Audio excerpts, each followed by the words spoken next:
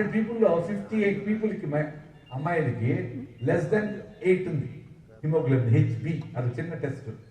మన పిల్లలకి అందరికీ కూడా నిర్మలా స్కూల్ పిల్లలకి అందరికీ ఒకసారి నేను అక్కడిని రిక్వెస్ట్ చేస్తా ఉన్నా, హెచ్బి హిమోగ్లోబిన్ టెస్ట్ చేపిస్తే అది 10 గంటల తక్కువ ఉండే వాళ్ళందరినీ పక్కన పెట్టి వాళ్ళకి ఒకరోజు నువ్వులు బెల్లం, నువ్వుల లడ్డు, ఒకరోజు పల్లీలు బెల్లం, ఇంకో రోజు కొబ్బరి బెల్లం, పచ్చి కొబ్బరి ఉంటే బెస్ట్, లేకపోతే ఎండు కొబ్బరి అయినా పర్వాలేదు.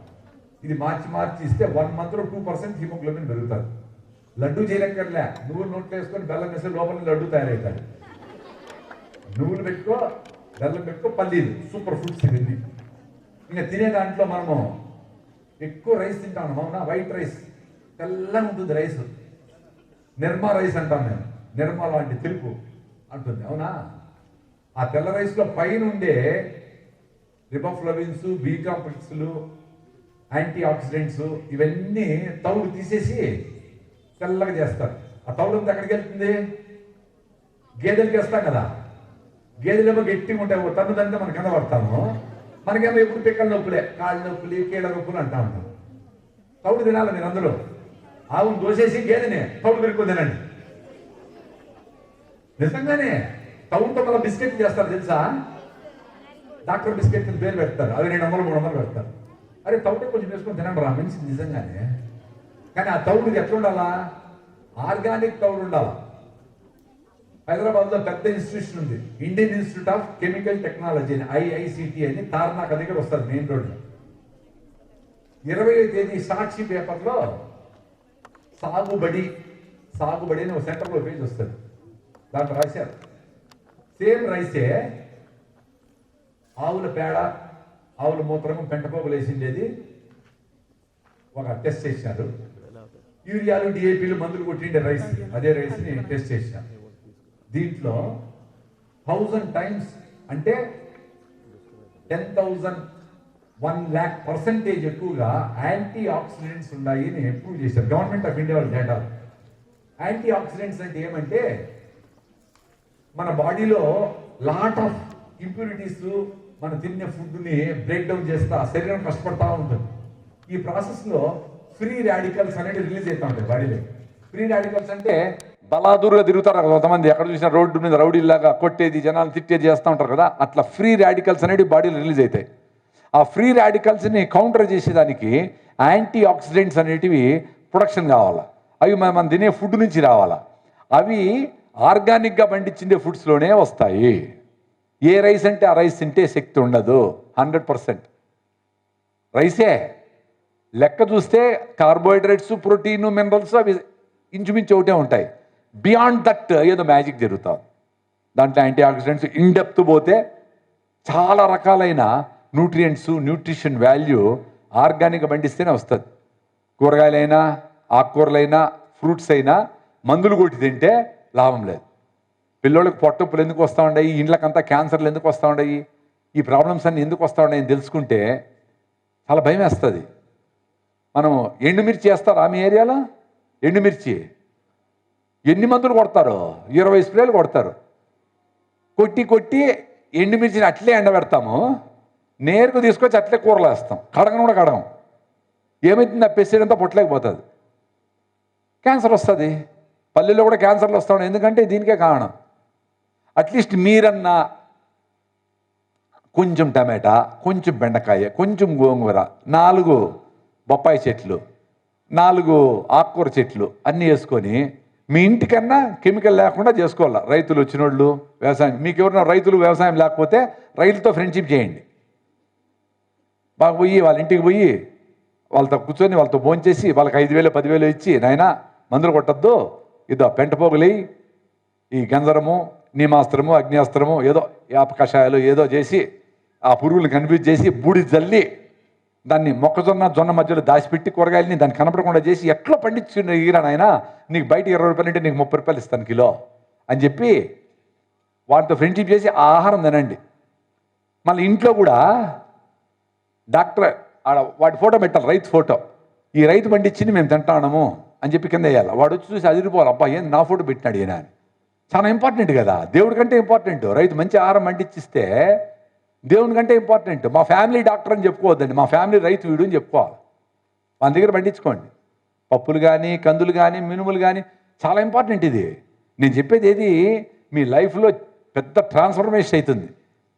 మాకు ఇప్పుడు ఎక్కడ పోయినా జబ్బులు గిబ్బులు ఏం అవసరం లేదు. పొద్దున అక్కోళ్ళు బాగా జొన్న రొట్టి, పచ్చ జొన్నలతో రొట్టి చేయమన్నాము, వెన్నపూస పెట్టమన్నాము, పప్పు చేయమన్నాము, ఉతికిసి పెట్టినాము. అట్లే 4-5 వాళ్ళు కూడా ఆశ్చర్యపోయింటారు, ఏదో స్వామి ఇట తింటారు పడి అది ఫుల్లు తినేసినాం. ఇంక మధ్యాహ్నం తింటామో తినమో రేపటి వరకు ఏం పర్వాలే. 2 రోజులకి ఒక్కసారి మంచి ఫుడ్ తింటే సూపర్ పోతుంది బండి అంతా. ఇప్పుడు నేను ఇక్కడి నుంచి మదనపల్లికి నడుచుకోని వెళ్ళిపోతా, 2-3 రోజులు పడుతుందేమో నడిచేయచ్చు, అంత శక్తి ఉండాలి. ఇప్పుడు ఒక బస్ స్టాప్ కూడా నడవడం లేదే పిల్లోళ్ళు, బ్రాయిలర్ కోళ్ళకి అట్లే ఉంటారు. నడువమ్మా అంటే అని కాళ్ళు చూసుకుంటారు. కాళ్ళు ఉన్నాయి, నడవచ్చు కదా. ఆ లిఫ్ట్ వచ్చే వరకు కాసుకోని ఉండేది ఇట్లే. ఏ ఫ్లోర్ పోవాలరా అంటే ఒకటో ఫ్లోర్ ఎక్కచ్చు కదరా, 1వ ఫ్లోర్ కూడా అలా కావాలా. నేను ఒకసారి పైకి 8వ ఫ్లోర్ సార్ అని, 8 అంటే 10వ ఫ్లోర్ అయితేనే తిరుమల కొండ ఎక్కుతారు, నడిచి ఎక్కుతారు కదా. అట్లా ఎక్కుతాం మనము. అసలు ఎక్కడ లిఫ్ట్ ఎక్కకూడదు. కరెంట్ ఎంత తక్కువ వాడితే మీకు అంత పుణ్యం. కరెంటు కోసమని లోపల బొగ్గంతా తీసి, డీజిల్ అంతా తీసి, ఆడ ఫారెస్ట్ అంతా తవ్వేసి, యురేనియం అంతా పీకి, ఆడంతా ట్రైబల్ ఏరియాలో వాళ్ళందరికీ రోగాలు రోస్టులన్నీ వచ్చి అదంతా కరెంటు వాడి జూబ్లీ హిల్స్లో బర్త్డే పార్టీలు, రేవా పార్టీలు, నైట్ అంతా పార్టీలు చేసుకుంటా ఉన్నారు. కరెక్టేనా ఇది? కానీ డేంజర్ కదా. ఆ చెత్త అంతా తయారు చేసి సిటీల్లో అదంతా తీసుకొచ్చి పల్లుల మీద డంప్ చేస్తూ ఉన్నారు. సో ఎవరి చెత్త వాళ్ళ ఊర్లోనే అన్నామనుకో, అప్పుడు ఎట్లుంటుంది? బాగుంటాంలా. హైదరాబాద్ చెత్త హైదరాబాద్లోనే అయినా మీ చెత్త మీరు వేసుకొని మీరు హాయిగా ఉండండి అని చెప్పాలి. మా ఊర్లో ఎందుకు డంప్ చేస్తారు? పల్లులు ఏదో మాకేం అవసరం లే, ఫ్లైఓవర్లు అక్కర్లే, మెట్రోలు అక్కర్లే, ఏదో చెత్త కింద చిన్నగా బతికిపోతాము. మాకు మీ చెత్త అంతా మేమెందుకు వాసన కంపు చూడాలా? సో మన గాలిని మనం కాపాడుకోవాలా. మీరందరూ ఇక్కడే పని సృష్టించుకొని కొంచెం చదువుకోవాలా. విషయాలు అర్థం కావాలి కదా, ప్రపంచంలో ఏం జరుగుతూ ఉందని. అది విషయం తెచ్చుకున్నాక అందరూ జాబులని పోకుండా మన చుట్టుపక్కల ఉండే వాటితోనే ఏమన్నా చేసుకోవచ్చునా అని ఆలోచించుకుంటా నేను 30 ఏళ్ళ నుంచి వ్యవసాయం చేసుకుంటా. వ్యవసాయంలో గిట్టుబాటు కాకపోతే సీడ్ ప్రొడక్షన్ చేస్తా. పుచ్చకాయలు అన్ని విత్తనాలు ప్రొడక్షన్ చేయడం. అప్పుడు రేట్ ఫిక్స్ అయి ఉంటుంది, అటు చేసినాము. కొన్ని రోజుల తర్వాత డిమాండ్ కాలీఫ్లవర్, క్యాబేజీ, బ్రోకలీ ఇవన్నీ పండిస్తే మేము కొంటామని ఎవరో కంపెనీ వచ్చాం, వాళ్ళకి 3 రోజులు పెట్టినాం. మళ్ళీ లాస్ వచ్చింది. మళ్ళా కొన్ని మొక్కలేసి దాంట్లో ఆయిల్స్ ఇస్తున్నాం, అరోమాటిక్ ఆయిల్స్. అంటే దవన, మీరు తులసి ఆకు చూసినారు, తులసి చెట్లు ఎక్కువ వేసేసి ఎకరాలు దాని ఆకును ఉడకబెడితే ఉత్త స్టీమ్తో ఉడకబెడితే ఆయిల్ వస్తుంది.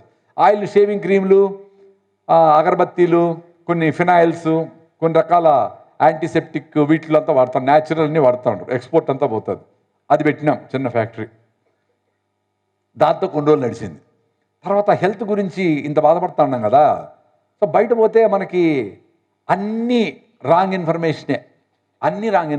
మీరు చూస్తాండే టీవీలు అన్నీ అంతా రాంగ్ ఇన్ఫర్మేషనే. ఒక ఆమె వస్తుంది, ఫెయిర్ అండ్ లవ్లీ పూసుకొని ఎయిర్ హోస్టెస్ అయిపోతుంది. అవునా? ఫెయిర్ అండ్ లవ్లీ పూసుకొని నువ్వు ఎయిర్ హోస్టెస్ అయిపోతావు. ఎయిర్ హోస్టెస్ కావాలంటే ఏం చేయాలమ్మా? ఆ కోర్స్ చేరాలా, ఏరోప్లేన్ నడిపేదానికి ట్రైనింగ్ పోవాలా. అది పూసుకుంటేనే తెల్లగా అయిపోతుందా?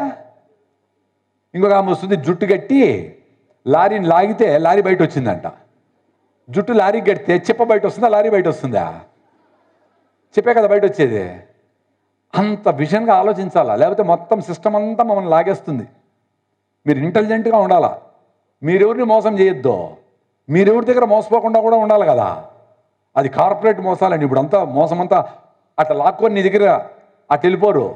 నేను చిన్నగా దింపుతారు, నీకు ఇది అంటారు, నీ ఇంటికి నల్లగా కనపడాలంటే ఇది వేసుకో అంటారు. నువ్వేదో బూస్ట్ తాగు, సీక్రెట్ ఆఫ్ మై ఎనర్జీ అని వస్తాడు సచిన్ టెండూల్కర్, ఇంకొరు అందరూ అవర్ ఎనర్జీ అని ఆయన వస్తాడు, కపిల్ దేవ్ వస్తాడు. మనము బూస్ట్ ఒక 50 ప్యాకెట్లు వేసి నాకు రూమ్ ఇచ్చినారు కదా, ఆ రూమ్లో సచిన్ టెండూల్కర్ని వేద్దాం, లాక్ చేద్దాం. 3 రోజుల తర్వాత బయట రమ్మందాం. నేను జొన్న రొట్టి తింటా, బయట ఉంటాను హ్యాపీగా. ఆయన బూస్టే తాగని, బయటకు రాని, కింద పడతాడు ఆయన. ఇద్దరు క్రికెట్ ఆడదాం, ఎవరు గెలుస్తారో చూద్దాం. జొన్న రొట్టి తినేవాడు గెలుస్తాడు, డౌటే లేదు నీకు. 3 రోజులు బూస్ట్ అయితే కింద పడతాడు. Like and subscribe eagle health and beauty.